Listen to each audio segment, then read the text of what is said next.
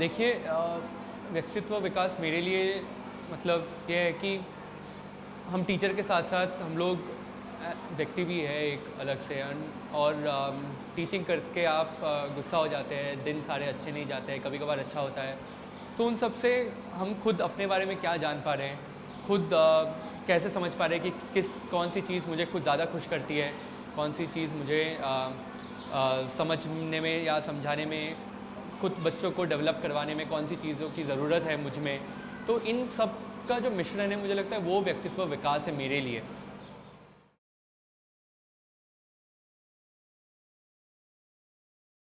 ये पहले तो दिक्कत सबसे ज़्यादा ये होती थी कि जब हमने पढ़ाना शुरू किया था पता ही नहीं था कि ये क्या होता है व्यक्तित्व विकास। क्योंकि आप गलतियाँ करते हो, आप घर जाते हो, आप सोचते नहीं हो, आप गलतियों में ही वही रुक जाते हो कि गलतियाँ हो गई, गुस्सा हो जाते हैं, टेंशन में आ जाते हैं और उससे आगे नहीं जा पाते हैं। जब से ये लगा कि चलिए बैठ के सोचा जाए कि क्या दिक्कत हो रही है और थोड़ा उस पर टाइम दिया जाए, तब ये समझ में आता है कि दिक्कतें एक्चुअली क्यों हो रही है।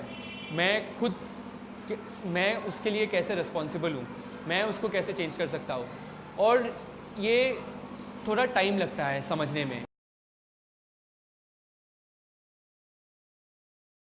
फ़ायदे तो ये मिले कि मेरे पर्सनली क्लास में जो दिक्कतें होती थी कि पढ़ाता था तो बच्चे बीच में बात करने लग गए, तो मुझे समझ में आया कि ये रोज़ क्यों हो रहा है। तो शायद ये एक दिक्कत समझ में आई कि बच्चे जो है उनके तरीके से मैं पढ़ा नहीं रहा हूँ जिससे उनको समझ में आए, उनको इंटरेस्ट आए।